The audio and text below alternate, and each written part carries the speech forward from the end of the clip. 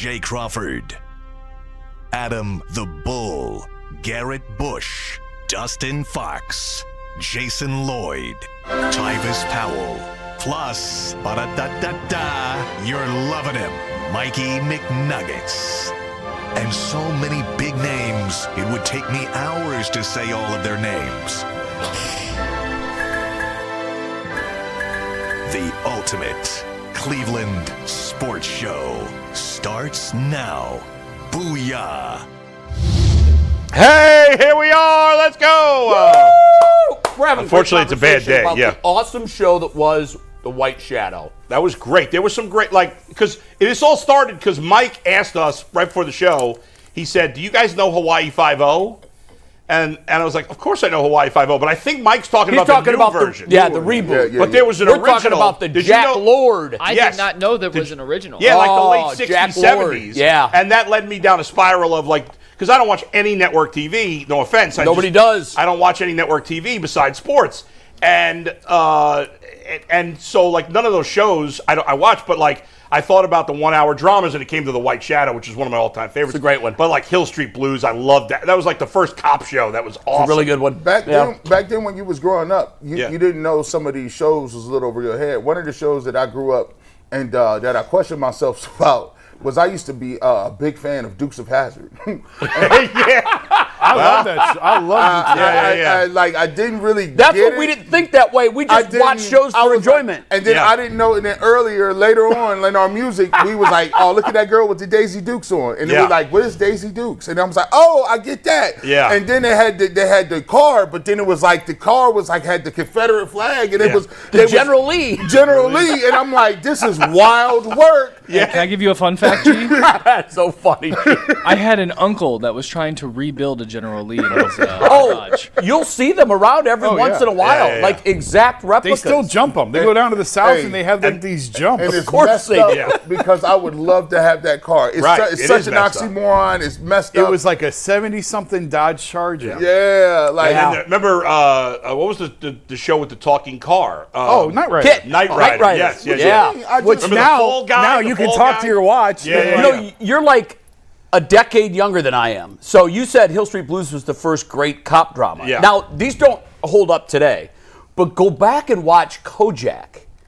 I saw Kojak back in there a little bit. Those shows to me are so fun to watch, especially the ones that were set in old school New York City. Oh, yeah. Because it really did look like Mad Max back then. I mean, it was crazy. In some of the parts of the city. New York in the 60s and 70s was wild. Rough place. And he would have the lollipop, of course. Telly Savalas. Yeah. How about Beretta? Beretta, I don't really know. I mean, I heard Robert of it. Blake, he used to hold a cigarette, but that was never lit. By the way, Telly Starsky and Savalas Hutch. was great in one of the all-time movies from that era. Of course, with Jim Brown, The Dirty Dozen. Oh, yeah, I mean, absolutely. first of all, that cast was unbelievable. Yeah, that was a great movie. And that is an old. If you have not seen The Dirty Dozen, Must. Go back and watch. Just go watch for The Jim Dirty Brown Dozen. alone. It holds up to this day. Yeah. I've seen it. Donald Sutherland was in it. The cast is unbelievable in that movie. Love it. All right, we went down Nostalgia Road, which I love doing. Yeah. I could do that all day long, but we've got too much to get to stay on that for long. You all right, bro? I'm good. You good? I'm good. Okay. Yeah, I'm good. Okay. I had said a couple weeks ago, this is all bonus stuff. Okay. This all right. Look, Detroit, have fun getting boat raced by Seattle. That's a real team. Shots coming immediately. And taking his L this next round. Listen, it would have been us. We had no chance against Seattle. I actually think Detroit's got a shot. I mean, I picked Seattle, but they're going to have to face Scoobel twice. That's it. That's the only shot they have. But my God, their offense isn't much better than ours. No. But the Seattle's offense is cooking. But some of these teams that have had to bye have struggled. The Dodgers didn't last year, but a lot of other teams have. Yeah, so I saw Milwaukee was doing something funny. They were having inter-squad scrimmages. Yeah. I don't know if you guys saw. I don't know if you guys saw the video clip. They had the bullpen coach serve as the umpire, and they were live streaming the ABS system to the scoreboard, and all of the players that were in the dugouts were just killing him because he was awful. I think the Phillies had no. I think Ichiro play right field. Oh, that's epic. Oh, really? That's so epic. I couldn't figure out what was He probably could still throw the ball. Yeah, I saw he made a couple plays in the outfield. Guy had a great I saw arm. him make a throw, and I couldn't figure out what that was from. But I guess that was their inter-squad keep-up-to-date I like that idea. You got to stay fresh. Phillies did it, and they had 30,000 people in the crowd for it. Wow. That's insane. Yeah. For a practice game. Yeah, I think so. Well, the way I look at it is real baseball starts now. This stuff was just to sort of, the Guardians were the only home team to lose.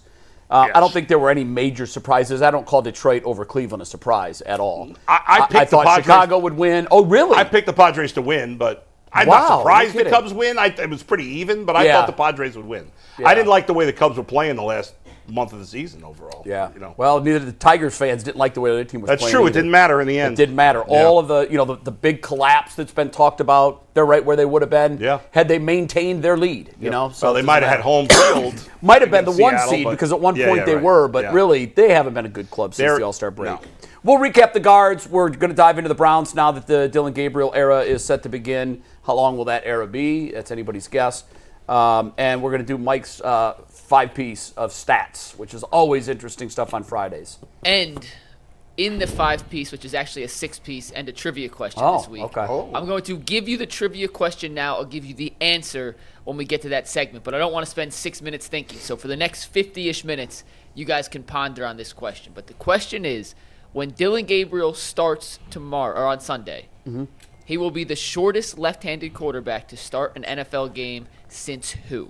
Okay. We'll tell you the answer in the 5-pack of stats coming up later in the show, but I want you guys to think about this throughout the next 50 minutes. Gabriel will be the shortest left-handed quarterback. I've got 2 guesses off the top of my head to start since who. We'll get to that in a little bit. Jay, save your guesses. I stumped Zach Jackson on this yesterday. Oh, nice. If any of you guys get this, I will frankly be shocked. So it's not a big name then. Maybe not. You'll find out when we get to that. But guys, we're going to start with the Guardians because we saw a season come to an end yesterday. Our Guardians topic today is brought to us by FanDuel. If you want to bet on the rest of Major League playoffs, then FanDuel is the place to do it. Right now, new customers can bet $5, and if that $5 bet wins, you'll get $300 in bonus bets to use across the app. So if you're ready to play, download the FanDuel app now by visiting FanDuel.com/UCSS to get started. That is FanDuel.com/UCSS to place your first $5 bet. Jay, in Game 2, we saw the Guardians erupt late to win that game. Yeah. Yesterday in Game 3, we saw the Tigers erupt in the 7th inning. All the wheels fell off for Cleveland. And even before that, Mike, kudos to Dylan Dingler, Northeast Ohio's own. Grew up an Indians fan. Right. Guardians fan. He's a Buckeye, and he went to, I can't remember the name of the school, but he went to he's from Massillon. But he didn't go to I don't know, whatever. It doesn't matter. But he made that great throw to throw out Jose Ramirez on the steal attempt after Jose tied the game with a single. And then he hits the home run that gives the Tigers the lead. Obviously, they put up the 4 against an overtaxed bullpen in the following inning. But that caught stealing, he had to make a perfect throw to throw out Jose. Yep. He did. And it was. And then he hit a home run the next inning.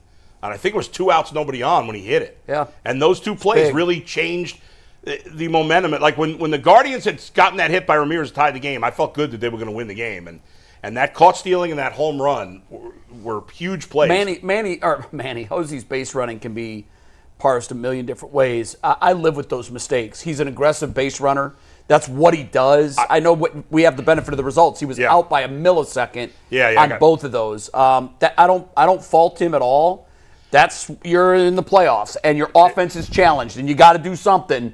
He was forcing the issue. I like the idea of making the other team make perfect throws, and they 100% did. You go for it there. Yeah, he literally made a perfect throw, and he barely got him. It was millisecond. 9 out of 10 times you're going to steal that base. The only beef you could have with Jose in terms of base running, it's a minor thing. It might not have mattered. In the 8th inning, when they scored the 2 runs, when he's running to second, he looked back to see what. I don't know why he did that. I don't either. Bizarre. And it probably cost him the base. Yeah, and Javi Baez, I said this years ago. He still is. It's a little thing that nobody ever talks about.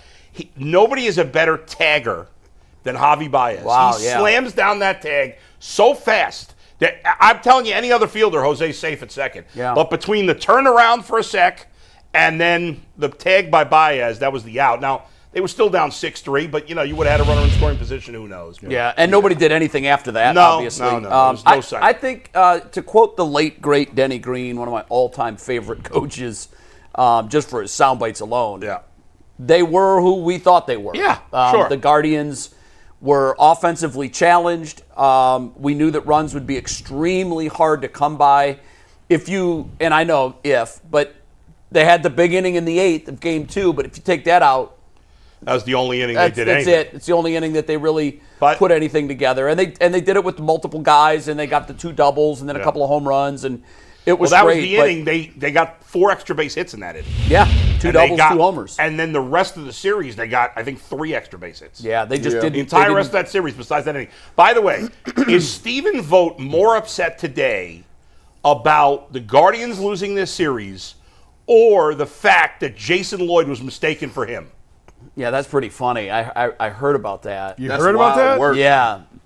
That was pretty funny. It is very funny. And now I think you have a Halloween costume. Yeah. I mean, if you want to do it, apparently it's right there Nolan for you. Jones went running through the clubhouse because he thought Jason was Vogt, and he was wondering why Vogt was in the scrum talking to Stephen Kwan. No, it was Valera. Oh, Valera, sorry. Yeah, and like he even, I guess they were cracking up. Like they legitimately thought I was. And I've gotten that before. Yeah. That you look a lot. Oh no, I definitely see the similarities. Beard game is crazy. Yeah, if you put the Guardian, you just put the pull on. So the pullover. If we put Ant and Hedges and me and Vogt. That would be so epic. So Nolan came running over, and I've spent a little bit of time in the Guardians, not a ton, but I've been in the clubhouse a little bit this year, and so Nolan came up to me after I was done with Valera, and he's like, "Hey, we weren't laughing at you.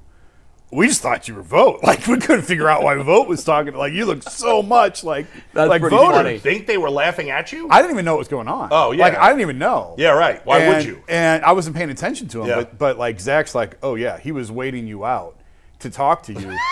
Which players, but like, Nolan's like, by all accounts, Super good really dude. good dude. And he was like killing time with Zach. He probably feared that you had seen him laughing, and he didn't want you to think that he was laughing at you. It wouldn't bother me if they were. I wouldn't care. Yeah, no, that's pretty funny. But it was really funny that he was like. I mean, think about it. That's That's his manager. Yeah. You Like, see him every day. Mistake someone for him. Every day the for 7 similarity months. has to be jaw-dropping. Can we do a split screen between Voter and Jay or no?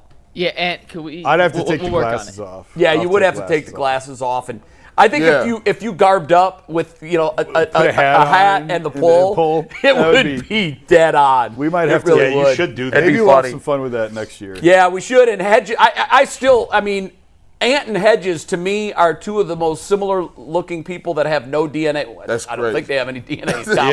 It's just unbelievable how much Hedges looks like Ant. Yeah. It's stunning. Back to the guards quickly. I don't think we're going to spend too much time on this. I don't know. Maybe we will.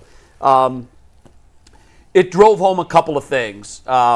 It's inexcusable that the front office has let things get this bad. By front office, I don't mean Antonetti and Chernoff. I don't mean that. They deserve some criticism, too. They do, but you can flip it 2 ways. Yeah. Look at what they've done with what they've been given. I mean, on that alone, Yeah. I had a conversation yesterday with a longtime media representative who's never covered the Guardians, and this is what he said. I've never seen a team consistently outperform its checkbook like this one has over the last 13 years. 8 playoff appearances in 13 years. They have never been in the upper half of salary that entire time. Now they're at 27. They were the lowest payroll to make the playoffs.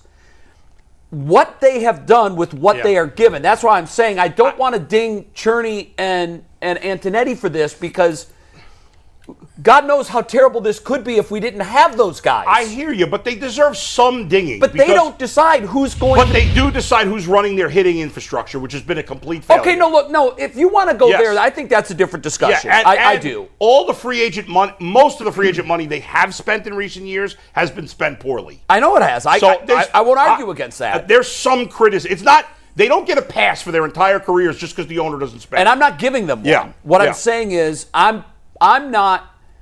Yes, I give them flowers, and you don't have to if you don't want to. No, I have many times. But what I'm doing is I'm just pointing out the obvious. Yes.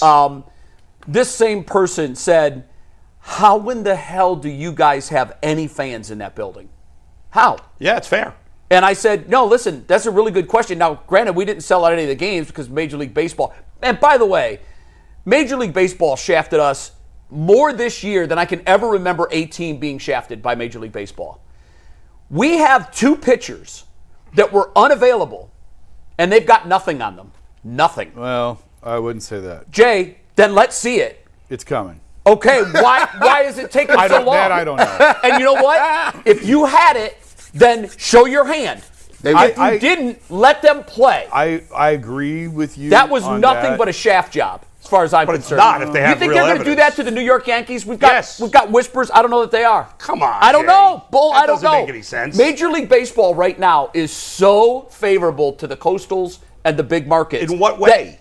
That's what they want in the playoffs. They want. I know that. The top 4 markets made the postseason. The top 4. New York, L.A., Chicago, Philadelphia. They spend more money. That's why. Well, they can spend more money because baseball system allows them to spend more money. Okay, but that's not like that's a union versus league thing. That this idea that the league is cheating for the big market teams, I don't believe. Bull, they're not cheating. They're allowing the big market teams to have this unbelievable advantage. We've talked about this a million times. Because the fact that there's a floor. The league wants a salary cap, and the players are the ones who don't want Manfred's it. Which walking into the clubhouses and the players are throwing them out. So I don't know how that's the league's fault. And because they should. I think they should throw them out. But when you have a system that allows a team to spend $80 million on its major league roster, right, while another team is spending $330 million, that just spits in the face of logic. Can I give them a little credit? I'm gonna give baseball them or the Guardians? No, the Guardians. Okay, I'm sure. gonna give them a little credit. What I saw was encouraging. At the end of the season, when they did have their 2 pitchers out, what I liked the most was they could have let Valera and Kafis and DeLauder and all these guys just sit around in the minor leagues.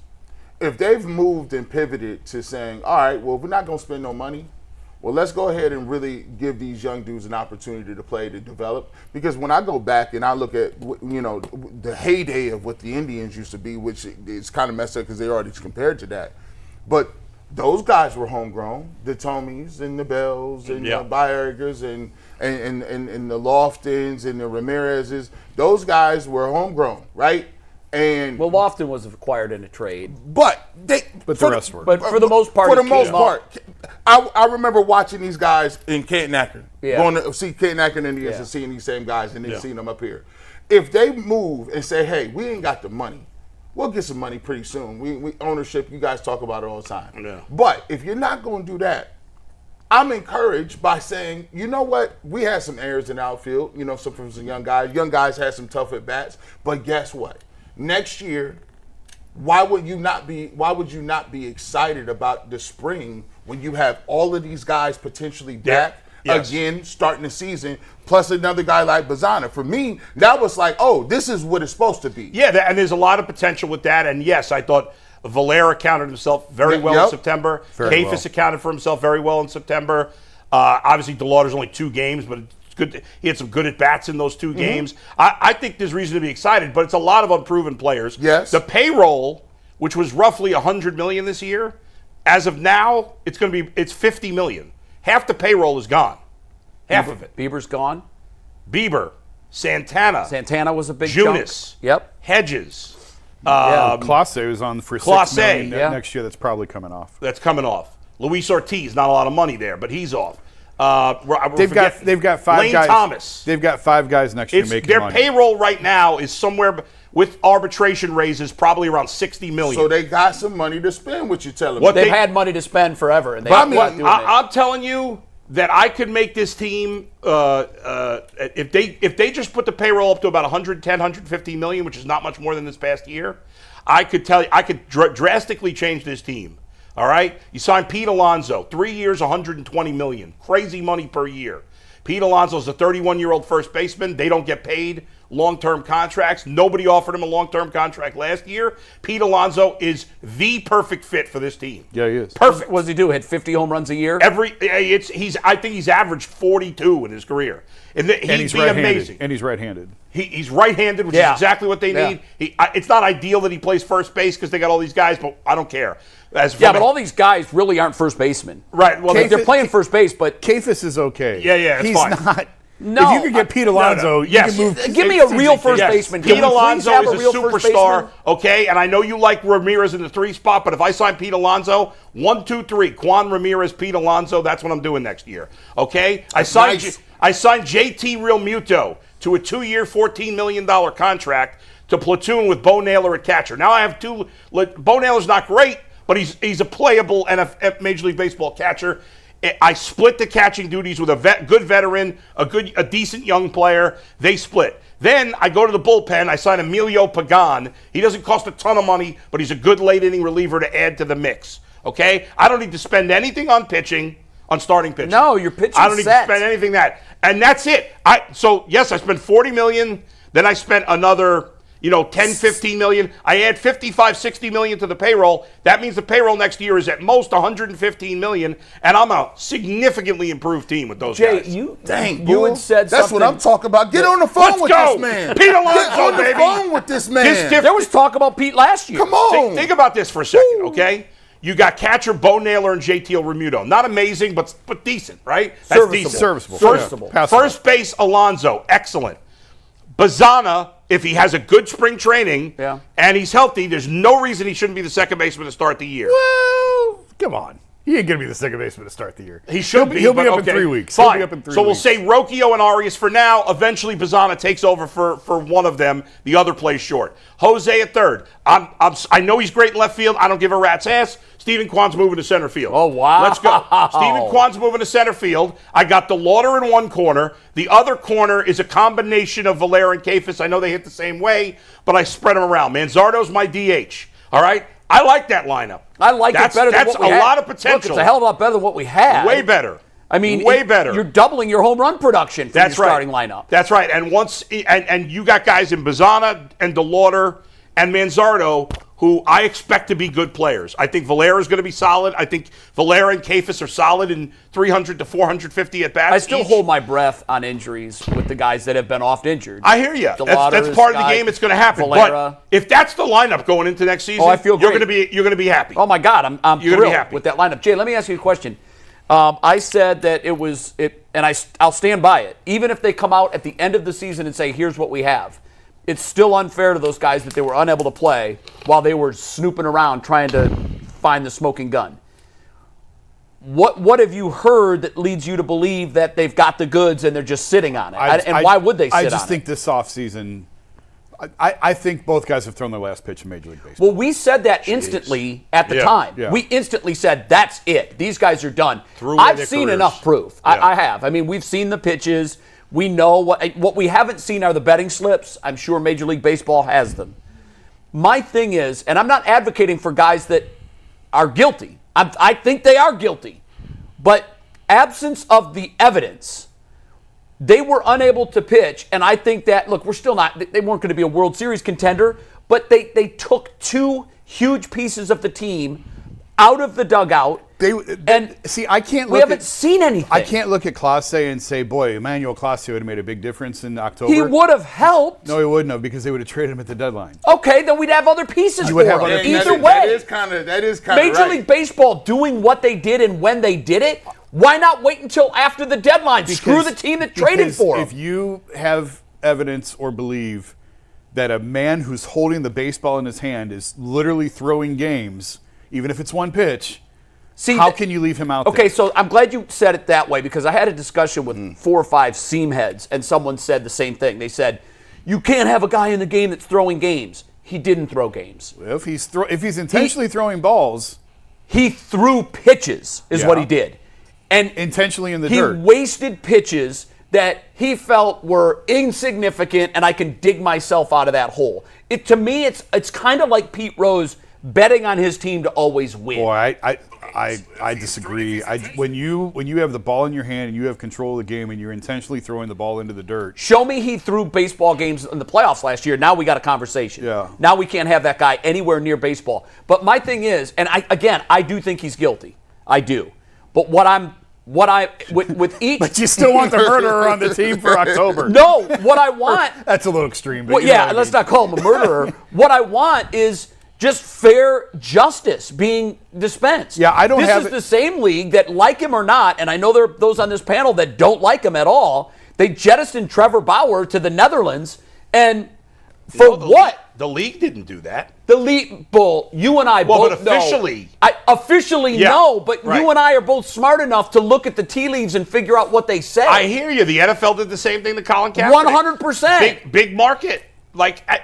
I mean, it's the same thing. It's the same thing. And by the way, the word comes out from the bat cave and the Right. tower light hits the sky. No one's touching Trevor Bauer. That Right. was never in doubt. I knew when all that stuff blew up with the Dodgers, done. But let's just look at the fact of let's just look at the facts of the case that got him thrown out of baseball and banished forever. Like, what if that was your cousin? What if that was your brother? What if that was you?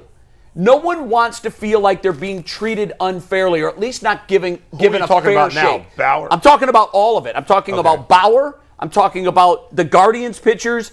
I think there was probably some smoke there with Bauer. I think what he was doing in his personal life was his business, and I think there was a lot of freakiness going on. But the law looked at it, and the law said, can't indict. Ultimately, can't even indict. Ultimately, when it comes to the Guardians, I think we've got Am I wrong? Little off track here. But ultimately, with the Guardians, like, if Clase did it, then he did it. Just because we don't know, their proof, doesn't mean they don't have proof. If we don't know, Yeah. If we don't know yet, what's the risk of letting him continue to pitch until you know for certain that he did it? I'm saying maybe they do, but for whatever reason they haven't said it. I'm not sure. We don't know. Back to the Alonso thing and the Yeah. money you want. They're not spending money. No, I don't think anybody. I think you're going to see less spending this offseason in baseball because of the uncertainty. because the work stopped. Yeah, I'm afraid of that. That too. doesn't make any sense. That's what an excuse that owners are going to use. It makes no sense. In fact, Well, they want to know that the dollars they want to know what the playing field is for the dollars that they're spending in the future. If that makes sense. well, but like if you're the Guardians, There's going to be a work stoppage after the 26th. I know that. certainly But feels if you're that the way. Guardians, then if there's a work stoppage, well, then you pay Pete Alonso less for that year. You have what's the downside to signing him? I don't think. I mean, I have no expectation that they're going to spend money this. Of offseason. course, Well, I they're don't going to have have it to. either. They're but going to they have to should. spend some money. Well, with guys, I mean, they're not going to come here with a $60 million payroll. I don't know. Are you sure about that? Well, if when they do, good luck. Whatever happens to you, you deserve. When at you that build point. in, I haven't done. I still looked at it a little bit last night. Arbitration raises. Some guys are gonna. Most of the guys are still league minimum. I think. The only significant raise is going to be Quan. That's it. And that's Quan will maybe go to $3 million. about. Quan should go to about $8 million. I think. Hosey's I wouldn't making even say 21. that's a significant raise. Hosey's Bull. making Yeah. 21. That's pennies for Quan's it. around 7 or 8. Trevor Steffen's on the books for like 3.5. That's it. and Nobody there's- else is on for there's- more than $2 million. There's 2 other guys Nope. that are making. No, there are. Who? I just looked it up. I don't know. I just wrote about it. No, I'm telling you. I'm telling you, there is. all right. It's Steffen, Jose, Quan. Now you're And gonna make me Steffen, you find saying it. is on the books. I mean, it's like $3 million. I know it's not I mean, a ton, but it's still. I don't know who else. I'm In just guards mentioning guys who dollars, are it's a above league. lot. In Major League Baseball dollars, it's sofa change. Guards.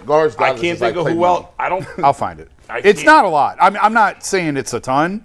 I'm just trying to find the guys who are above league minimum. You think Oh, with this- above league minimum. whatever the new deal is, whenever we get it, do you guys John expect Means there if will they be a pick up floor? his option.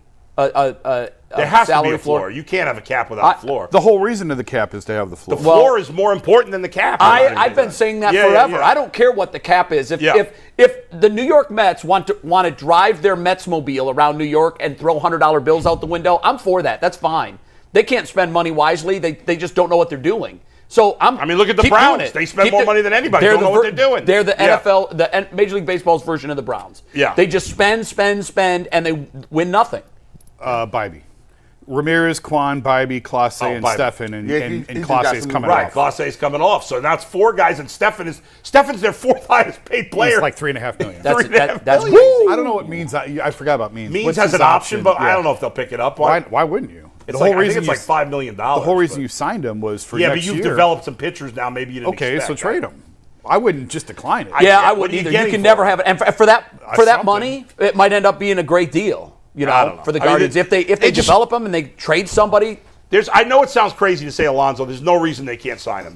They have a better position than most teams because their payroll's so low, and they're not paying anybody big money anytime soon.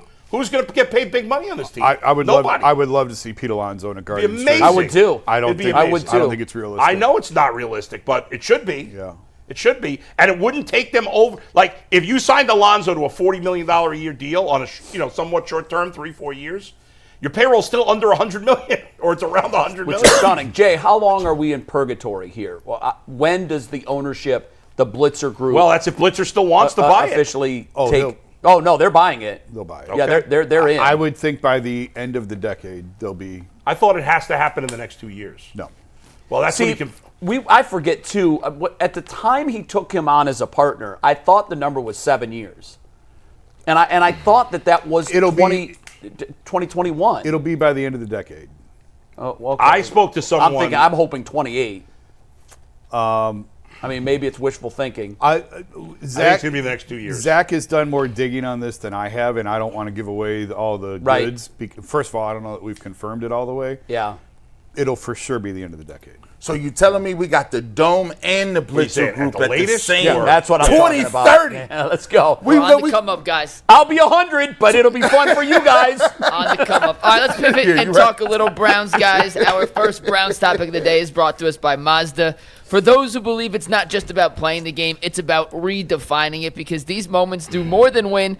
They push what's possible, reminding us to go that extra yard, shift into that extra gear, and keep the game moving forward. When you follow what moves you, the unexpected is only the beginning. And just like there's more to every highlight, there's more to every Mazda. Mazda, move and be moved. All right, guys, I heard a stat this morning that I confirmed, and it kind of blew my mind. The over-under for this game on Sunday between the Browns and the Vikings is 35.5. That is the lowest over-under in the 51-game history of the NFL's international series. So of all the international games they've played, London, Brazil, what is that? That is a Mexico, random 50 stat. games. It's still the lowest. I was going to say it's ever. the lowest in 10 years in the international games. Okay. The sorry. interesting thing lowest- about that is nobody has a home field advantage. Yes. It's So the you would lowest think tradition offense as well. would be at a premium. Those games traditionally go over, but go ahead, Mike. I'm just saying That's it's also why. the lowest this season. And I wanted to ask you guys, we have Flores and Wentz against Schwartz and Gabriel, a rookie making his first start. He's also the first rookie to ever make his National Football League starting debut in an international game. Oh. So that's also another All little right. tidbit for Dillon Gabriel. History. Those did not make the 5-pack of stats, which is coming up in 2 topics from now. But when you look at the offense versus defensive matchups on both sides, G. Bush, is 35.5 too high, too low, or an appropriate number, considering we still don't know exactly what to expect from Dillon Gabriel? 35.5, what is that, 17 points apiece? I mean, 18-17 is what they're 18-17. You know what? It's about right where I think it is. I think this game will be a little bit lower scoring, especially given the fact that you got Carson Wentz on the other side of the football. So, this game is going, and I think Zach talked about it. I'm not expecting fireworks. I'm expecting a game where if you can get 175 from Dillon Gabriel, a touchdown, and hopefully if he does throw a pick, it ain't a pick six or something like that, or turnover or fumble within your own territory, you might be able to find yourself in a football game where the Cleveland Browns can win this game defensively. It's a neutral site game. It's not going to be a game where it's too loud out there. There's not going to be a raucous crowd, and it's a different atmosphere. I always like to play in games where sometimes I'm not at home. I don't have to deal with the home stuff. I don't have to deal with ticket requests. I don't have to deal with people being at the game, trying to pull up afterwards, where are we going to eat. I like to just go in, do my business, and then, you kind of get a little closer because it's that feeling of it's all of us versus the rest of them. So you pull in tighter, you get closer, you dial in a little bit more, you're in the hotel. So this is a game I think the Browns actually could win. That's why I thought if you were going to move to a rookie, this is the best point in time to do it, because you don't have the distractions. He's going to be locked in and focused. It's a neutral site game, and it's a team you're playing against that don't really they got good receivers in Addison and Jefferson, but they got Carson Wentz who might give you a couple of turnovers too. So I think this is right about where it's supposed to be at, about 18, 17, somewhere in that range. But I think this is a winnable game for the Browns, even though he's a rookie playing his first game. I mean, I expect, on paper, this game should definitely be under. The Vikings have a terrible quarterback who turns over the ball, and they're missing 2 of their starting offensive linemen against the defense that's been, one of, if not the best in football so far. On the other side, the Browns have the worst offense, or I guess the second worst offense in football behind Tennessee. There's not much reason to believe Dillon Gabriel's going to be much better. Anything's possible because he hasn't played, but I don't know if there's that much optimism for him playing better. The Browns' weapons on offense are, overall not great, and so the Browns haven't been able to score. So I mean, this game feels like it's a 13-10 game. close, low-scoring game. But, I mean, you never know. And it's hard to say. It really is hard to say. Sometimes, you get a special team score, you get a you never six, know. you don't know. But if I had to bet if this game is going to go over or under 35.5 points, I'd go under. Yeah, I would go over, and the reason being is I didn't know that it was the lowest over-under line in the history of the international games. These are interesting games, and you said most of them go over. Yeah. In my mind, it seems like most of them have gone over. And when you start asking yourself, why is that? Well, both teams are operating fairly freely offensively. Yeah. In an average NFL game, there is a decided home field advantage. Although last night's game was funny to watch. It was San Fran in L.A., and I swear there was way more San Francisco fans than Rams fans. Sure, Rams have no home field. And None. Raiders don't either. No, I know they don't. Yeah. But all of that being said, the Chargers don't either. Yeah. All that being said, I think in a game like this, because both offenses can operate freely without trying to, work through the crowd noise, that's why I would expect there would be a little bit more scoring in this one. Also, I have it barely going over, but I do have it going over. I think the Browns offense is gonna surprise some folks. They're not gonna put up 30. But they're going to look more like an NFL offense, primarily because the king on the chessboard can move. And I think the immobility of a quarterback in today's game, how many quarterbacks are immobile? Almost none. Almost none. Yeah. In the old days, not even old days, just go back to the Manning Brady era. Right. Like, those were the two that stood out, and neither were mobile. No. And the game has changed so dramatically offensively that when you see an immobile quarterback today, it's jaw-droppingly awful because we don't see them. So I do think that once you put a piece back there that is able to run and move and slide in the pocket and by even a second, I think the offense is going to take a nice step forward. So I would take the over. Jason? I tend to agree with Jay. I don't think Dillon's going to come out and set the world on fire. No. I think he will take care of the football, move the chains. And the big concern with him, obviously, is the size. And What is he officially? 5'11". 5'11" Is he and a 5'? quarter Okay. was his combine height measure. That's the one I trust. That's not me. Like It's only an inch shorter than Baker. Yeah, An inch it's, and change. it's not. Yeah. But he taller is than Russell Wilson. It's Drew Brees is around there. It's really more for me. It's really more an injury risk of can he withstand an entire season? Yeah. Because of his size. And he was a tough guy at Oregon, though. Is he going to get a ball or two knocked down? Yeah, probably.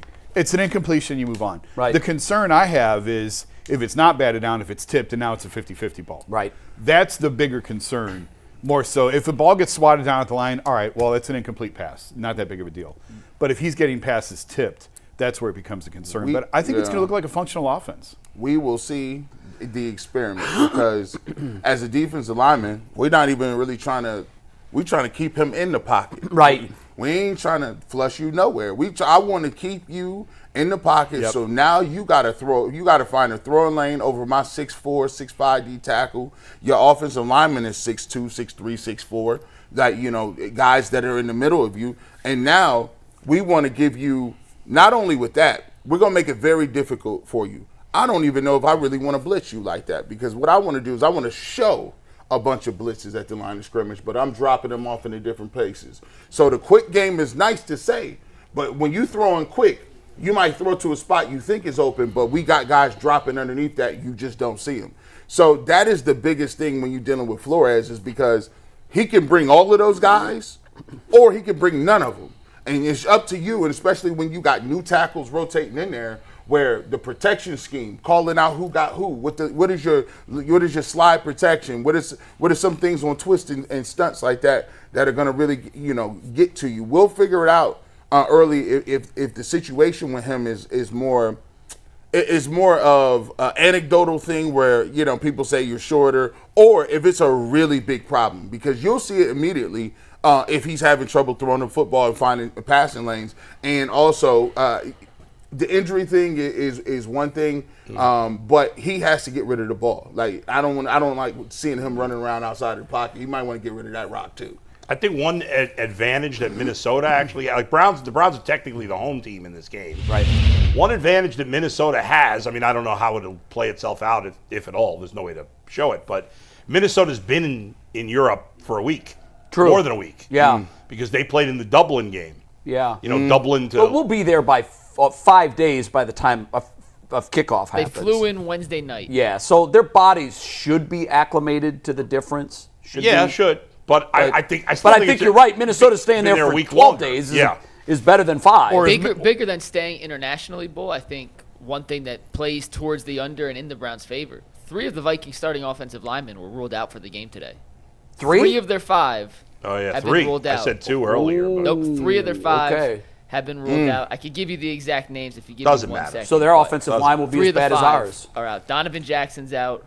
Their starting center's out. Ryan Kelly, excuse me. Yeah, that's a disaster. If the Browns could get Conklin back, that would be enormous. Enormous. Would we guess that that's going to happen? I think there's a chance. I thought last week I said I thought there was a chance for this week. I have no idea if he's going to play or not, but I tend to think that would help. That would help immensely. I mean, that's essentially your left tackle back with the left-handed quarterback. Yes. So and now you have 1 crisis spot on the offensive line rather than 2. Yeah. So fingers crossed. I'm curious. I watch both games, but I don't watch them the way you do. I know you focus on the defensive lines. In the first Ohio State-Oregon game last year, Dillon Gabriel was very effective, and particularly when he had to be. And in the second game, he couldn't do anything, particularly in the first half. Do you remember what it was that Ohio State had changed with their defense? Well, why he had such a hard time moving the football? Well, Ohio State, I used to always get mad under what's the previous defensive coordinator? He's at Penn State now. Jim Knowles. Yeah, Knowles. I used to always get mad at him because he would do things and it would be like, hey, you have the skills. You have the athletes. Yeah, use them. Why are you not blitzing? Why is your defense vanilla? Why is it that you got this zone coverage where you're letting guys sit back there? But when he did dial them up, it was usually like that's the perfect place for it. He didn't do it enough. He didn't. He could. Now when you look at the second game, they were like, you know what? We're just gonna man you up because we don't think your receivers are good enough. You know what we're gonna do? We're gonna actually. We're going after you. We're not going to let you get comfortable back there. And the thing about Dillon Gabriel is if you let Dillon Gabriel post up and find his little routes, he's going to hit you. He's going to hit them. He's accurate. He's going to hit them little routes underneath, and he's going to continue to move them chains. And then the next thing you look up, it's like, man, he's on the field again. Yeah. 3rd down, 3rd and 6, he picked it up. 3rd and 4, he picked it up. Oh, listen, he moved around, found somebody. What you got to do is they made Dillon Gabriel that last game. They made him play from behind because Ohio State came out and scored a bunch of points. They did. Early. They got down, and then they were like, we're disregarding the run game. If you want to dink and dunk and do all that other stuff, that's cool. But we're going to make you have to make throws. And when I say throws, big boy throws, the deep plays, the 15 to 25 intermediate routes. I always say it, man. Joe Flacco was sitting down right now because what? He wasn't hitting the 15 to 25 intermediate game, and if you don't hit that, you're in trouble, especially in the league. So for them, I expect Kevin, listen to me. Hey, go ahead and get your playbook out. This is really what that playbook you have for Flacco, that keep it safe stuff. Nah, that's not going to work. Do we have the wide receivers though to pull that off? Well, that's on them. We need to figure that out too. Yeah, they dropped the ball, but he's going to have to do things. I would get Jerry Jeudy the ball early. Sean King talked about it. Jerry drops the ball sometimes. He is not really what you call a number 1 receiver. He's more of a 2 guy. But if you get him the ball early, get him the ball touching it early, then he'll be in the flow. Well, they did that last week in that first drive. He got 2 or 3 touches. He did. And then that was that. Hey. The whole offense went away after that first drive. Listen, at the end of the day, if you were just listening to me, just like Bull should be the general manager, assistant GM, and getting Peter Line, I would have got you 3 or 4 receivers. I'd have had you stockpiled. I'd have had the cupboards ready to go if it was Project Stockpile, but we got what we got. So how you gonna move with them? Yeah, right? and you can't address that midway through the season. Right. So. But is there excitement level? I will say this: is there more of an excitement level of seeing Dillon Gabriel than Joe Flacco out there? Of course. Yes. It's the unknown versus the known. We know what that looks like.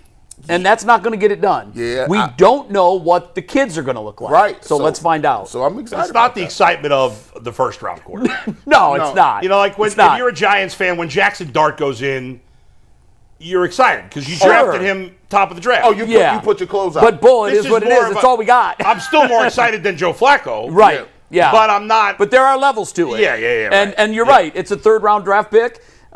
We think there might be something there. We hope there's something there. Right. We're going to start to find out Sunday morning. It's like you think the Browns are never the team that gets the surprise quarterback. Ever. Like maybe they'll finally be that team that gets the surprise quarterback. Yeah, wouldn't that be nice? Yeah. It'll help if some of his teammates step up on Sunday. That's where we're going next. But before we do that, Peloton is a new sponsor of the Ultimate Cleveland Sports Show, and we got a special message from Cody out in Denver about Peloton. Take a listen. Wow.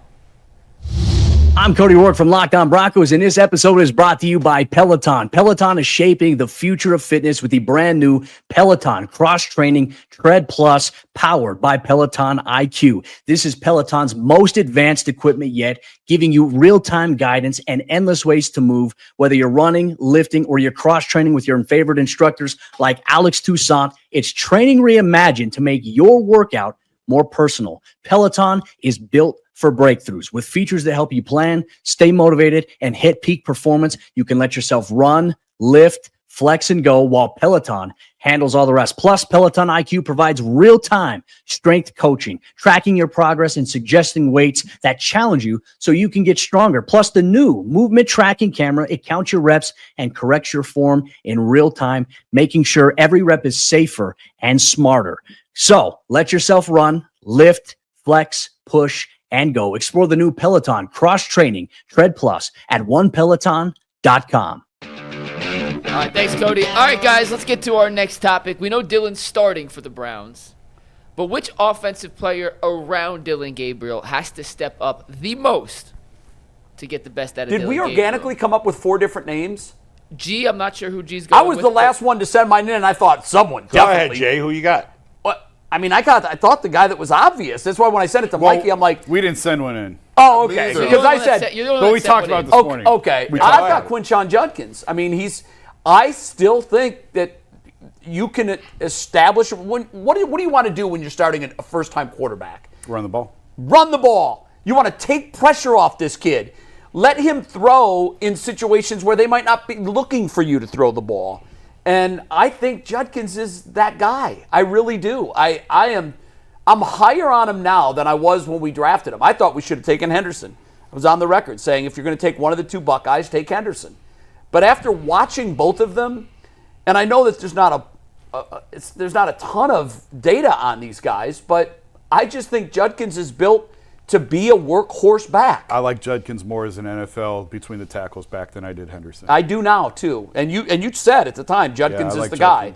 I've come over to your way of thinking. I still like Henderson. Sure, yeah. But I wouldn't be sad if they drafted Travion Henderson. I'd be fine with either, but I do think that in the NFL where you need a little sturdiness to you, I think he gives us everything that we need. Yeah. I mean, he's big, he's strong, he's powerful, he's quick. And I hope that this is the unleashing of 10. I hope this is the game where we look back and say, yep, we've got a dude here. We can run the ball and pass where we need to. But look, and I'm not saying we have the Eagles' talent. We don't. But the Eagles have proven you can win with an elite running back. Yeah. You need a lot of other pieces, but if you have that elite running back now, you can win. And for a long time, you couldn't. Just to piggyback on that before you go, G, you could tell a lot about guys just by how the veterans respond to them and what the veterans think of them in an honest moment. And I'll give you Chase DeLauder and Quinshon as 2 guys that already have the respect of the veterans. And I'd love to hear that. Like the Guardians, the guys in the Guardians. And I've said this before. You could tell when guys are saying it because they have to say it and when they actually mean it. And with DeLauder, oh, they meant it. Like, really? This kid's going to be fine. And with Quinshon, the veterans and the Browns are like, we got a dude. Jay, like, Ted's a dude. What do you mean you couldn't win with an elite running back? I don't even understand what that means. In the past 15 years, let's go that far back, there were teams that, well, look at the Browns. The Browns are a perfect example. They had an elite running back. What did they ever do? Would they ever win with him? You know, there are other examples of teams that had great running backs. Right, but you still have to have the quarterbacks. Well, you can't limit out the quarterback. I mentioned. Yeah. I'm carefully mentioning Philadelphia because they've got a lot of other pieces that we don't have. Right. However, in the past, there were teams that I felt had elite running backs, but never got over the hump. Right, but it wasn't because of the running back. It was because they didn't have good quarterbacks. No, it was the other parts, but yeah. With the Browns, and I think the shift has happened. We talked about this on the show since its launch. I think the shift was just starting when we launched the show. I think we're well into the shift now. What shift, though? The shift of look at the NFL passing chart and compare it to the passing chart from 5 years ago. Your eyes will fall out of your head. Yeah, I know that, but you still have to have a good quarterback to win. Of course you do. But what I'm saying is, in the last 15-year era, because I do think things cycle through, and they're about 10 to 15 years. Yeah. Trends are set by the trendsetters, and then they win, and everybody quickly follows. It's a copycat league. 15 years ago, if you looked at the pass charts, the number of throws downfield, it's almost like we've forgotten it because of what we've seen the last 2 years. You look at the passing charts now, it's like we're playing flag football with sixth graders and they can't throw the ball 20 yards. Everything is short. Yeah. So if you have a running back today, I think you're more likely to be able to fill in all the other parts and win than you were 15 years ago. There were teams that had elite running backs 15 years ago and adequate pieces elsewhere, but it wasn't enough to lead with your running back. Now I think it is. I think you can do that. I think the Eagles proved last year. But they had a great quarterback who played great in the Super Bowl. You know, a very good quarterback. I was just going to say. But he still played great in the Super Bowl. And if he hadn't, they wouldn't have won. But Bull. Yeah. And again, this is kind of like a chicken or the egg scenario. Yeah. And I wish Steve had an open mic here. I haven't watched all the Eagles games this year. I've watched the Eagles enough this year to look at what they're doing, and I'm still saying, I don't want to say the jury's out on Hurts. He's won a Super Bowl. But there are times where I watch him and I say, God, what am I looking at? Right, but ultimately, I've sidetracked us, and I apologize, so I'll end it with this. If Carson Wentz was their quarterback last year instead of Jalen Hurts, no, they would not have won the Super Bowl. And I wouldn't for a second. That's all I'm saying. Yeah, I wouldn't for a second say they could. But we lived through an era where to win a Super Bowl, you needed a Brady, a Manning. You needed that elite guy. I think what the Eagles proved last year, and I know I might be in the minority here, I don't think Jalen Hurts is an elite guy. I don't. He's better. I think he's a very good quarterback. He's better than the quarterback they won with 5, 6 years ago. It doesn't matter, G. Well, of course he is. All right, it doesn't matter. He's overly obnoxious about it. It's all right. I was overly obnoxious. We spent the last 8 minutes talking about something that wasn't even the topic. It wasn't 8 minutes. It was 2 minutes. And I understand why you would ask that question, but it's just that's why I think the Browns are in a decent spot. If Judkins is that guy, we're better off than people think. G. This one is I could have went offensive, but this is a game that is actually very winnable. And to win this football game, if you need somebody to step up, this is one of those games where go back to Indianapolis Colts where Myles Garrett just won a whole game. You can go back to a couple of times against the Bengals where Myles Garrett wins a whole game. McNuggets just told me 3 offensive linemen is out. It's a problem. I thought the question was which offensive player. It was, and it's classic G to pick a defensive player. In a question that's which offensive player. I thought maybe I misread. Nope. You read it right. I could save it and be like, Myles Garrett scores points, though. I got Myles Garrett scoring a touchdown. He might be a tight end. Right, using him on offense as a fullback. I wish. God, I wish. But I will say, I'm going to go off the beaten path. If you tell me I can't use a defensive player, I'm going to go with Isaiah Bond. Ooh, I like that. Because right now, usually when the quarterback comes in a game, they find somebody they link up with, right? Somebody they find some sort of attachment to. Isaiah Bond is the only dude that can get open. I was encouraged by what he did. He made a couple of nice plays, 50-50 balls last week with Joe Flacco. I would like to see some reverses with him, some jet stuff with him. I would like to see him get some quick screens out. He's the twitchiest guy they have. I think if you can get him out and make sure that he can get a ball deep and find some open space, he's the guy that can spread the field. So I like Isaiah Bond in that role. And by the way, he hasn't dropped the football. So I'm going with Isaiah Bond. That's a good pivot from Myles Garrett. I like that. Who needs to step up the most to help Dillon Gabriel is easy. Dillon Gabriel needs to help Dillon Gabriel. So it really comes down to decision-making at the quarterback position and taking care of the football. And he's the one with the football in his hands. So, I mean, once you release the football, it's up to Jerry Jeudy whether or not he's going to catch it or not. And Joe Flacco can tell you all about that. And I hear you on Quinshon. I agree with that. You can make a case for the offensive line and certain guys on the offensive line. But ultimately, this comes down to Dillon being smart with the football, getting rid of the football, getting quick out of the pocket. I think we're going to get back to the earlier point made about Kevin's offense of bootlegs and rollouts. I think that's going to be a big part of this. You have to move the pocket with him because the size that we've already talked about, and it comes down to his decision-making. So if Dillon is putting the ball in jeopardy and turning the football over, well, that's on Dillon. And if Dillon is – I don't think they're going to ask him to be overly aggressive, but if they can stay in manageable 3rd and 4, 3rd and 5, and he's making quick passes to convert first downs and keep the chains moving, Dillon Gabriel is the one who can help Dillon Gabriel the most. Let me ask you this question, Jason, because I agree with you what you're saying right there. It's like he's probably been hammered, like, hey, listen, we're not turning the football over. But how do you, if you're a young player, how do you decide whether or not I need to take a shot here? Like because we talked about the guys, the quarterbacks that are guys. The scoreboard usually tells you. There is something in your stomach that says, I could get it there. What is the fine line between being like, I know coach is telling me not to do this, but, man, this could change the complexion of the football? I actually think Kevin will give him the freedom. I know he's a rookie. I know it's his first start. I think he'll have the freedom to, if you see something, take it. And if you – I don't know that you want him – changing protections and changing play calls at the line in his first start, but I think they'll give him the option of you got 2 play calls based on what you see.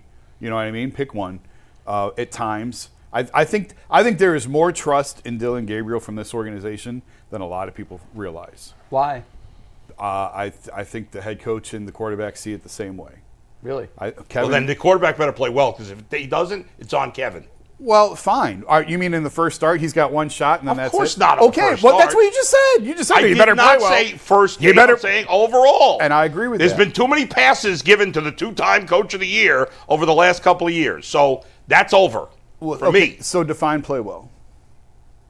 You know more touchdowns than turnovers. No, it starts there for me. You know what I'm talking about. But no, I'm know it when you see it over. I'm not saying one game. I expect him to play pretty badly in this one game. Over the next 4, 5, 6 weeks, I want to see improvement. Yeah.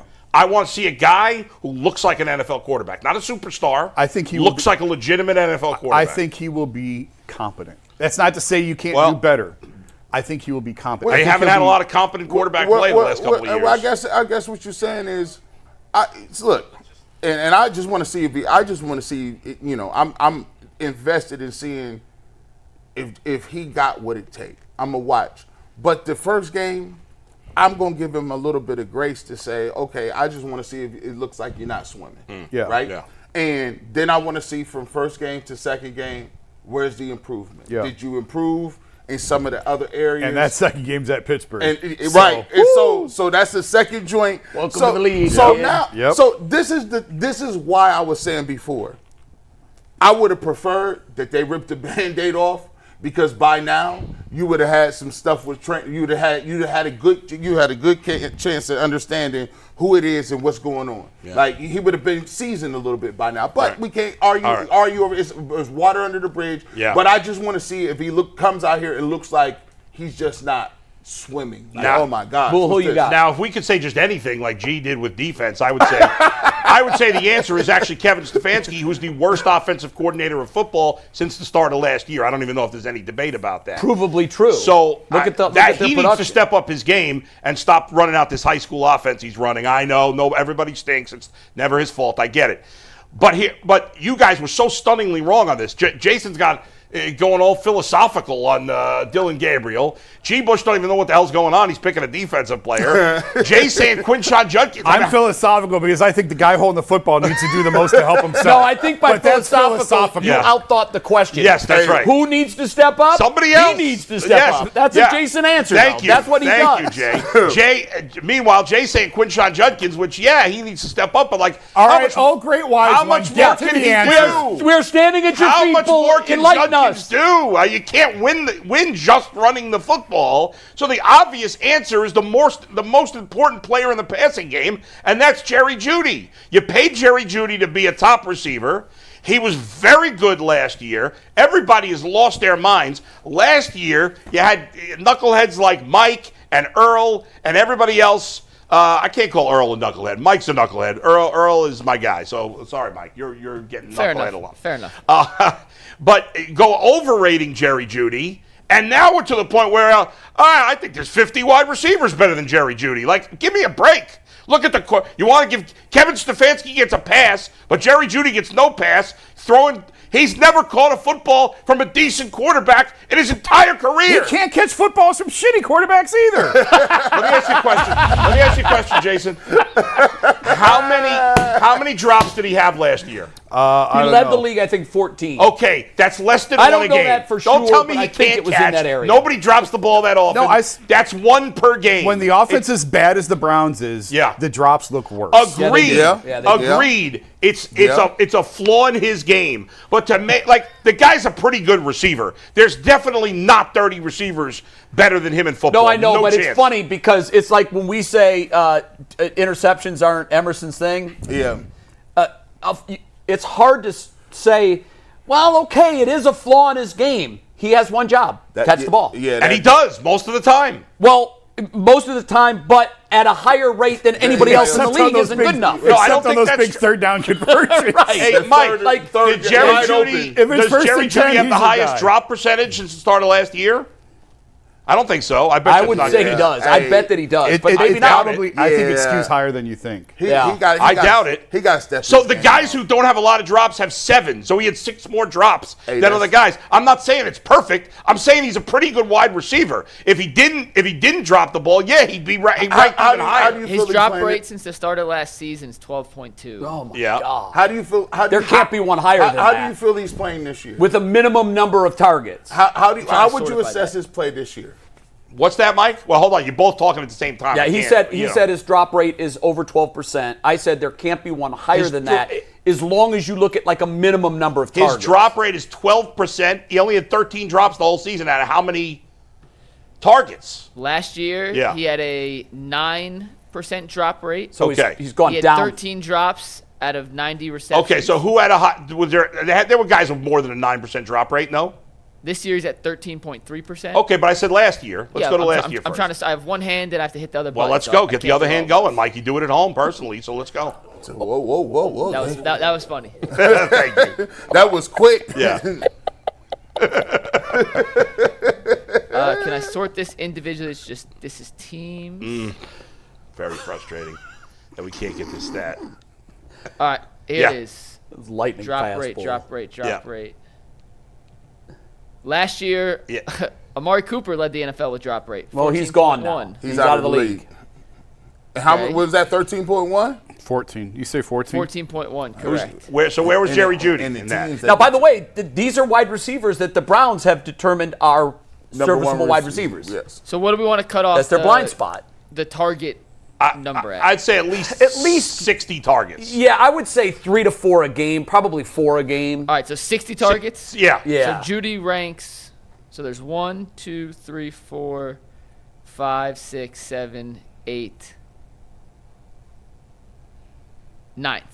Okay, which is not good, but it's not number one. Last year? Who was last year? Who were some of the guys last year that had worse drop rates? Jaden Reed of the Packers. Yep. Dontavian Wicks of the Packers. Yeah. He's a running back. Alan Lazard of the Jets. Yep. Romeo Dobbs of the Packers. Man, Packers talking about drop problems. Jalen Waddle. Jalen Waddle. Nobody talks about his drops. And then it's Jerry Jeudy. Well, Jalen Waddle is sort of mid, bro. Well, that's why. Yeah, he's not. Here's the thing. You can parse all the words you want. Everybody knows Jerry Jeudy's not playing well. I'm not arguing, and that's why he has to step up his game. Look, he has to not be the guy that he's been. His drop rate this year is worse than even last year when it wasn't very good. Which is he shocking. needs to get it. He needs to get his bleep together, and he needs to help out his young receiver. I used to be the one that going long. I used to be the one that just talk in circles. I'm like, he's not good. He's not balling. The guy Bull wants to step up is the guy who's dropping the ball. Doesn't it make sense? Yeah, but he's got to be better than that. That's the guy who has to step up. He's saying makes perfect sense. Yeah. He can't be Jerry, I dropped the ball, Judy. Right. He can't be that guy. He's got to play better. That's why I need him to step up. All right, guys, it's time for a 5-pack of stats and the answer to the trivia question earlier. Yeah. The 5-pack today is brought to us by Square, your favorite neighborhood spots. Run on Square. There are certain businesses that truly make the neighborhood feel like home, whether it's the local sports bar, the coffee shop that knows your order by heart, or the corner deli that's been serving your community for decades. These are the places that can bring people together. When neighborhood businesses thrive, the whole neighborhood thrives. Square is a proud partner of more than 4 million neighborhood businesses around the world. You can go to square.com/go/LockedOnNFL to learn more. But before you do, support your favorite neighborhood spot. You'll be happy you did. Square. We'll see you in the neighborhood. All right, guys, a 5-pack plus one plus a trivia question for you guys. We got 15 minutes to run through this, but the first stat that you need to know for the Browns versus Vikings games is something that I think you've probably seen this week. But with Dillon Gabriel taking the field as the Browns starter on Sunday, he will be the 41st quarterback to start for the Browns since 1999 and the 12th in the Kevin Stefanski era. Both of those are by far the biggest number in the NFL. Chicago's number 2 with the most starting quarterbacks in the NFL since 1999 with 30. Damn. 11 fewer. So the number than the 2 Browns. team has started about 35% less quarterbacks. Correct. And the last Browns quarterback to play a full season was Baker Mayfield in 2020. So it has been a constant carousel since then. None of that's surprising. That's what I was going to say. No, I mean, we've lived it. We know that that's our brand. But who was the last Browns quarterback to play a full season before Baker in 2020? Oh, God. What'd you say? Did Derek Anderson did. The last quarterback to play. Yeah, he might have. I think Derek Anderson. A full that year season. they missed the playoffs. Yeah. Did Baker play a full season in 19 also? No. No, because. Yeah, 18 was his rookie year. Yeah, he came off the bench in 18. Yeah, he did play. 19. Yeah. I mean, he might have missed 1 or 2 games. I don't know. I think he did. I think he had something going on. Yeah, because then they had what's his face as the backup. Case Keenum. Yeah, Keenum played 1 or 2 games, I think, in 19. Yes. That wasn't 21. Nope. Baker played 16 games in consecutive seasons. Okay. Oh, did he? 19 and 20. 19 and 20. Keenum came in and played against 21. Keenum came and played against the Broncos. They That's actually 21. won that game. Yeah. So we had a 2-year stretch where we didn't have quarterback drama. Correct. Well, if you're the number 1 pick, you're gonna start unless you dead. Yeah. So unless you Well, deceased. but a lot of them get hurt. I mean, that's what I meant. Like you gotta be hurt, for you not to play. All right, this is the trivia question, guys. Yeah. We asked this earlier. I'm curious your thoughts, but I mentioned this at the top of the show. Oh, by the way, Mike, we got to mention, I apologize for cutting you off, but Jack Conklin was a full participant in practice today. Well, that is huge. So he's probably going to Big play, news. I would think. All right, guys. This was a trivia question. At 5'11" and a quarter, Dillon Gabriel will be the shortest left-handed quarterback to start an NFL game since who? Jay, who are your guesses? What year was it? Can I ask that? Nope. Jim Zorn. Then I have no he was interest in righty. it because I know it's going to be a bizarre name that we don't. There's only one name I could think of, and I don't know how Was tall he Fran Tarkington left-handed? No. No, he was. I only right. got one name. Tim Tebow was Tebow might have been. Tebow's big. Yeah, Tebow's the 6'4". He's big, but he's not only 6'4". Only guy I can think of is Kellen Moore. Jim Zorn was a lefty. I'm right. Zorn was a lefty? Yeah, but there's no way it goes back It's not Jim that Zorn. long. Is it Michael Vick? Nope. Are you ready for this? You're never going to get it. So Yeah, that's why I said I have no interest in give it. us a clue so we can make a I've guess. never heard of this, and he played in 1952. Oh, my God. This guy. You said it wasn't that long ago. It was even longer ago. I didn't say it wasn't that long ago. Oh, Jason did. Oh, yeah, Frankie Albert. How was I supposed to know Oh, what the answer yeah, was? Frankie.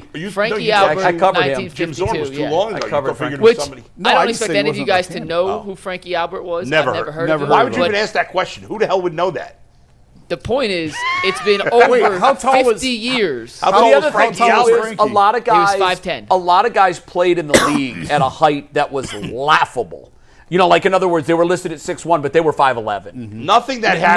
now we know because we laser measure them at the draft, and it is what it is. Nothing that happened in the 50s in football Kellen matters. Moore was 6 foot. No. I'm just saying there were it's no been a black long players. time, and, a you know, very long I mean, time come since on. a sub 6 foot left-handed quarterback started a game. It doesn't mean he won't play well. Doesn't mean anything about his future. Just thought it was interesting. All right, the second stat. There's you really guys not a need lot to of know. lefties. No. Second stat you guys need to know is the receiving core, as Bull just mentioned, really needs to help out Dillon Gabriel. According to ESPN's receiver score, which takes in a number of different factors, there are 93 qualified receivers on ESPN's list. So far this season, through 4 games, Jerry Jeudy ranks 87th out of 93 qualified receivers on the gotta step ESPN it up, receiver Bull. score. 100%. And then Cedric Tillman, who is on IR, but been their number 2 receiver, ranks 77. So their 2 starting receivers out of 93 have ranked 87th and Tillman 77th. looks good, and he's 77th. And we're looking at him Yeah. like, oh, that guy's not According bad. to Amazon's Next Gen Stats, the Browns as a team are averaging just 2.8 yards of separation per route run. That is tied for dead last in the NFL. I was going to say it has to be last. Tied for last. And they have the 3rd most drops in the NFL. So Are we there any can't better get separation, and we gotta can't be catch better. the ball. And we can't throw the ball. And they're- Other than that, Last Mrs. year, Lincoln, did you enjoy the play? Bond may change this a little bit, but I looked up a lot of those numbers last year. Last year, they were the slowest receivers, and they couldn't create separation. It's a I don't blind know spot. speed-wise. It's stunning that it's such a critical position. It has been such a massive blind spot for this organization. Whatever they're doing, whether it's the guru behind the curtain, the analytics guy that's pulling the strings, whoever is giving them advice on which wide receivers to sign needs to be dismissed yesterday. Y'all got to start. Listen, the first thing you got to do is you got to change all the wide receivers that is good is slightly crazy. They're ridiculous. They're divas. They are all the above letter D. And they're need to- usually problems. Let me go out. Yeah, you got But to I'll deal take with- that problem. Hey, let me go out and find you 7 problems, right? Give me a problem. As long as drops and I can't get open aren't one of them, we're Hey, okay. Jamar Chase kind of crazy. He be saying, Jamar Chase just be saying stuff. Like, that's what happens. You need somebody that's just ridiculous as long as he's not going to jail. As long as you get him to practice and he can pass these drug tests, get you somebody that's running the ball. How's Jamar Chase doing with Jake Browning? Looking nasty. He ain't- Nasty You don't have a work. quarterback, the rest don't matter. Mike, are there any known good receivers that are near the bottom of that ESPN ranking, by the way? Yeah, David Njoku's 88th, by the way. So he's actually one lower. Chris Olave, Wait, we have 3 in the bottom 9? Harold Fannon's 85th. If Chris Olave didn't play at Ohio State, he'd be out of the league by now. But here's the thing that you got to keep. That's overstated. You got to keep this. I don't know how they judge it, but if you running a lot of short routes, Yeah. people are gonna be on you. Yeah, no, that's true. That's true, G. The 3 things that they grade for this overall score, it goes by percentile in how open you're getting, so creation separated, how many of your targets are you catching, and then yards after catch, and then it's all combined. All right, so that has nothing to do with short That's passes. kind of a cool really. metric, though. I So- really like that. Well, I like if that it is- combined if it is- metric. if And it real is quick, a- G, and just to show you guys that like even some good receivers have struggled this year, that it affects. Brian Thomas is right by them. He's been an absolute He's disaster. having a miserable Yeah, season. terrible. In Jacksonville, Olave's down there, Yeah, but he's been bad for a few years. and Marquise Brown, Hollywood Brown, on the Chiefs is dead last. So Here's what I would and say. Puka's number 1, and Amon-Ra's God, number that 2. dude is so he is that an like animal. If it you checks out. you know how you can get some separation. Get creative with how you stemming people, where you moving people, which way they goes, which releases it is. If you got a dude that ain't great on release, Tyvis can tell you, your release package is almost like your dribbling package in basketball. If you can't get off the line of scrimmage on zone and man and figure out where to go, you ain't gonna get no separation. All of it, Devontae Adams is not fast. It starts with your first It step. starts with your release. Where and are so you? I don't know what they coaching Yes. on the release. You can't just run straight and get locked up. All right, Mike. All right, next could've stat. drafted Puka. Now, with the news of Conklin, this should help. And And they Amon-Ra St. also Brown. traded for Cam Robinson, so Yeah. that could help. But That's disgusting. I pulled up some of the pass blocking stats from the guys that I thought could be the starting tackles. Mike, And, are you confident that a guy they traded a 2027 draft pick exchange in the 7th round is really going to be a big upgrade? when you see this next number, you may. I mean, I don't know. Why would any team give up an offensive lineman that's any good? Well, I'm saying he may not be able to be worse. Okay. So out of 66 he might be an qualified upgrade for us. offensive He probably tackles, is. 66 qualified offensive You could lay tackles. a 2x4 on the ground and it would be an upgrade over what they've had. A concrete block. 66 qualified tackles. This is the pass block win rate of Levinson and Lucas. Levinson, 57th out of 66. Lucas, 61st out of 66. I mean, that's even better than I thought it would be. I thought Against they'd be 65. Aiden Hutchinson last week, Bull. Yeah. Cornelius Lucas had 17 one-on-one matchups in that situation against the Lions' top pass rusher. Hutchinson in those matchups had 5 pressures, 2 sacks, and a forced. Well, then he won 10 of the 17. What's the problem? That's over 50%. I don't know. Is that good? I'm not sure, Jay. Is that good? When I watched this, when I was going over this film work, Cornelius Lucas looked like he was wearing high heels for way too long, like at 12 o'clock at night going home from the bar. Like he walked like his body hurt. Like he'd be trying to bend over. His whole lower body looked like it's swollen. He was retaining water. He was nasty work. It was like, I was like, how is he still playing in the league?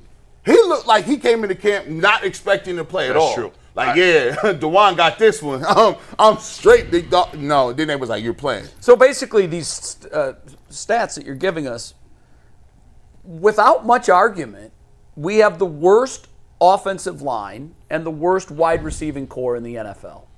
Yes. I mean, I don't know if they have the worst offensive line. They have the worst. They have the worst tackles. Worst tackles. Worst They tackles. okay, so listen. I mean, that's a big and one part of of the it. worst offensive So lines, finish the probably. point. They have 2 terrible tackles.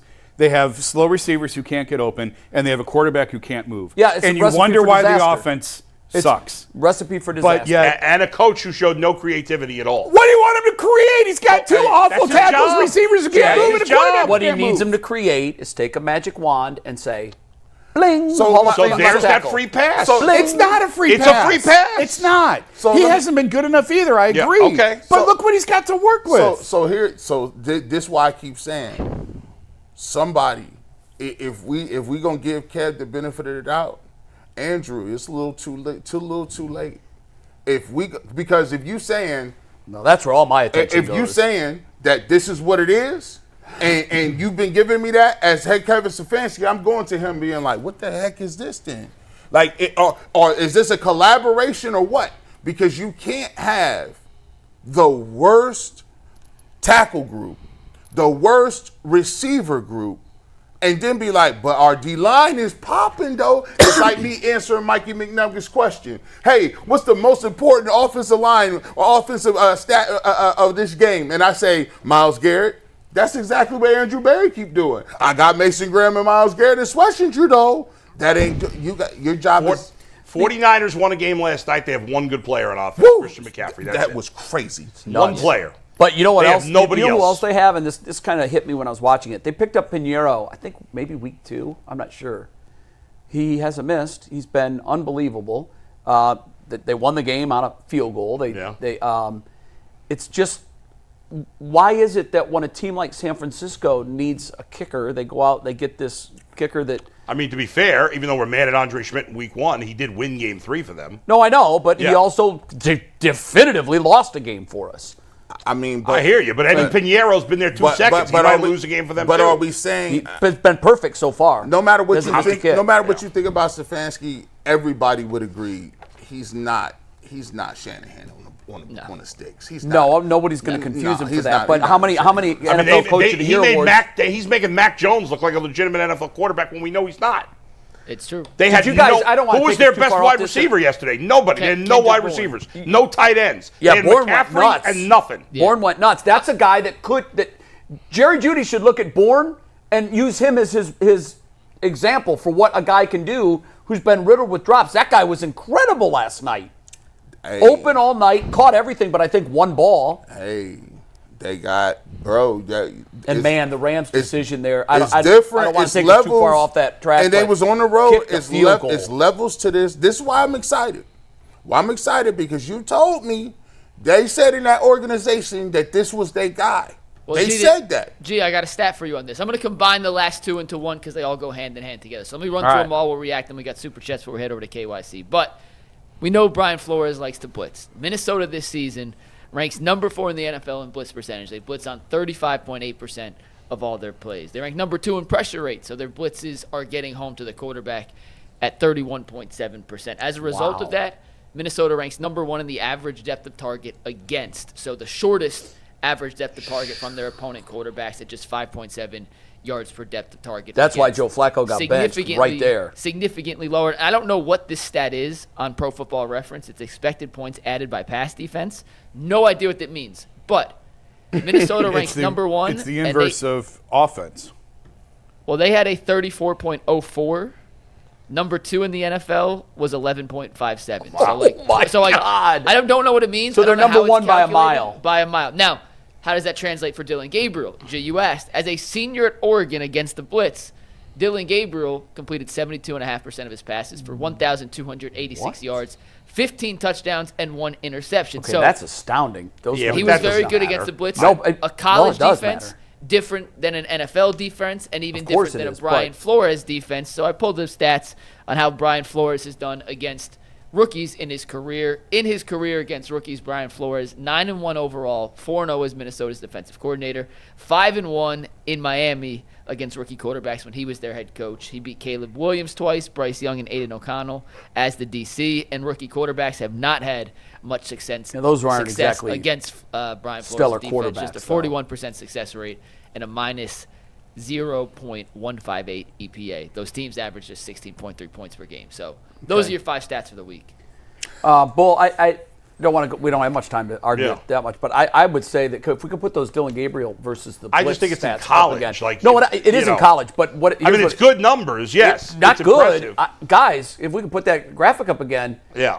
I mean, I don't know that I've ever seen numbers that are that lopsided against the blitz. But that's in Those college. are better numbers than he has against the blitz. I know, but I know it's in college, but the blitz is the blitz. You know, when it's college, but he's playing in the Big Ten. Like, yes, it's legitimate football. And the fact that he's 15 football against like 3 touchdowns teams. to 1 pick. Not against the rest of the teams. I mean, listen, obviously the NFL is going to. Those numbers tell me don't blitz them. Well, no, I'm blitzing them. I know they're going to. Of course they're going to. But it gives you reason to believe that he can handle it. He handles well under pressure. Handles it very well. Well, that's not. The blitz do you have his stats under pressure, Mike, in college? Blitz. Gabriel under pressure? Yeah. I can try and find it. Because that's different than versus the blitz. Because the blitz doesn't get there. He's not under pressure. Here's what I'm going to say, guys. Here's what I'm going to say. Yeah. We say this all the time. If I told you Shedeur Sanders was the greatest quarterback in the most, because his completion percentage in college, people would be like, bro, it was college. Well, I'm saying the same thing here. What I'm saying is, no, I also say that matters too. Nah, not now. I don't feel it. I don't feel it matters. Here's what now. it proved. I don't think either matters proved to me. against similar competition. This is he higher. can complete his passes. This is up top, though. Of course it is. Everybody knows. I don't expect him to have those numbers. He won't have those numbers in the NFL. Yes. But those 2 stats tell me 2 things.